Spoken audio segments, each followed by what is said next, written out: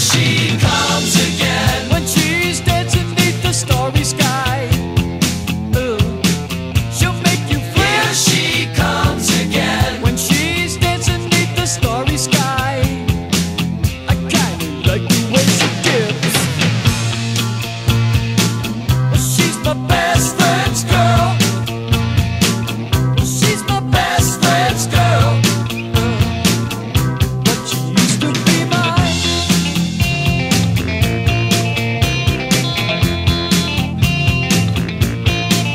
You got your nuclear boots and your drip dry glove. But when you bite your lip. Alright, my idea today is kind of sick of looking at 5 Jeeps I've seen so far that look like mine. I was thinking flames. Yeah, I was going to put flames on it, but not really into that idea now. I think I'll just paint the plastics. Yeah, a little bit easier, a lot cheaper. It's frustrating.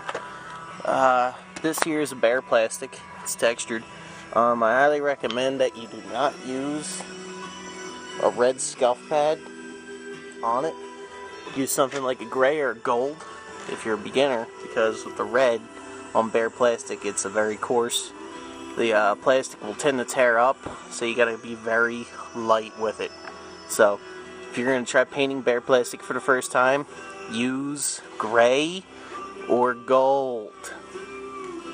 And here are the two things I'm going to use to paint my plastic are regular, rattle can adhesion promoter made by Duplicolor, and their bumper coating. You can buy these two from your AutoZone or Pep Boys for $5, $5-6 varying.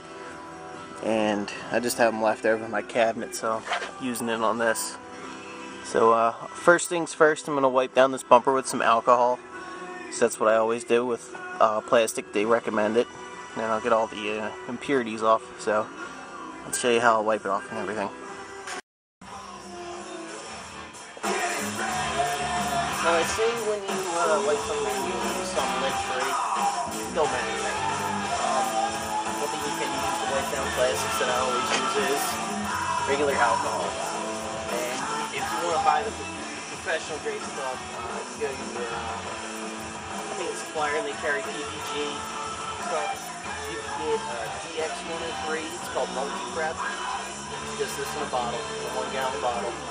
Or if you want, or if they got PPG logo D46, still the same shit. So lighten this down. Once it was in, we're going to blow this off, so I don't have to worry about sweating on there.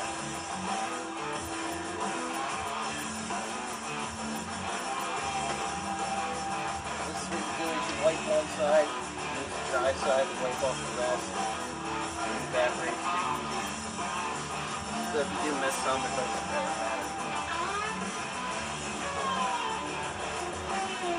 I'll come back after I wipe it down. You get the gist of it. Wipe with one side wet. Alright, I'm going to explain to you here what this adhesion promoter does. Is it's primer. It's not like Surfacer or heavy solids primer. It's a very thin, clear primer that goes on bare plastics to give them adhesion.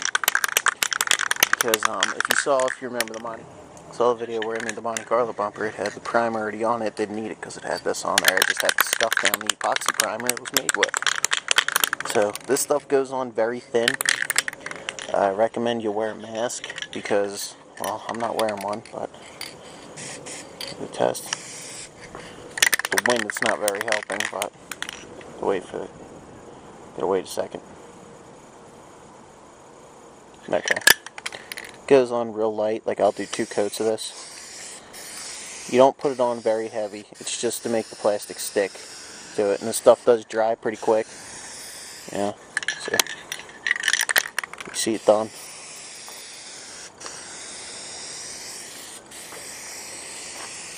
I'm gonna give it a better coat. So I'm doing this with one hand. I'm trying to focus on the screen to make sure you get shots of it, but it's kind of hard. So I'll be back after I have these primer, and I'll show you how to put the other stuff on. This stuff here is called bumper coating.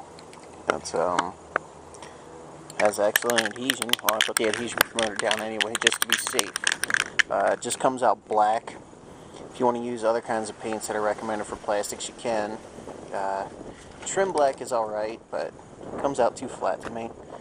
So I'm going to see how this comes out. I like how the wind just cues up as soon as I'm trying to just paint. I need a garage.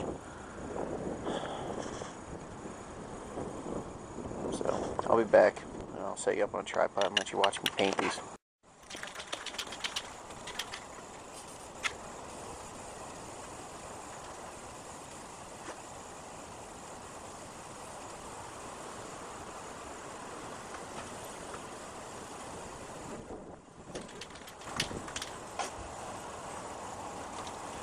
Now I'm going to spray this in light coats as I go along. I'll probably do 3 coats.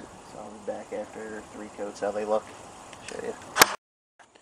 And there's what they look like after 3 coats of the bumper stuff. They don't look bad. Yeah, looks pretty nice. I guess I may as well do the rest of the plastics with it. I got them all set up over there. Gotta start taping it and everything, so I'll be back and I'll show you how the bumpers and the sides look after I'm done. So. Here's the side moldings after 2 coats. If it looks choppy, it's from the light going through and all. Your first coat you want to put down very light. It's just a tack coat for the second coat to stick, and then the third coat let you go deeper and deeper. Like I'll show you over here. Here's the first coat.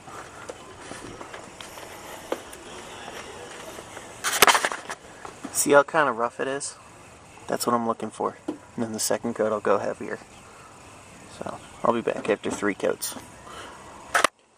There is the 2 final pieces of the moldings. I'm not going to do the bumpers because I ran out of paint. I'm not going to go get more paint.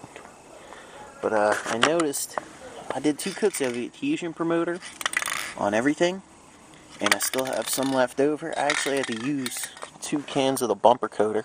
Luckily I had a half can left over. So if you're going to do it, get 2 cans of the bumper coater. But I'll put them back on and then get a walk around of it afterward. So be back then.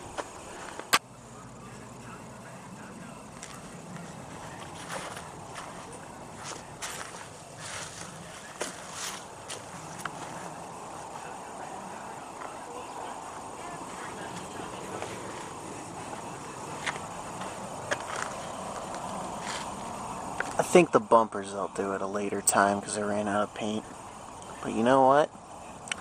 It does make it look different when you leave them gray and the sides black. I may just keep that. Or do flames. I'm really thinking about flames now on this. It would probably look cool. One buddy doubts me, but be something different. Not like realistic flames, but just like get the original paint code, add some black to the paint and just make it darker and have the flames go to about here. Or have like a little tips at the door. I think that'll look nice. There you go. Trim's painted. Looks better. You can do this in your own home too. It's real nice. That's all for now, guys.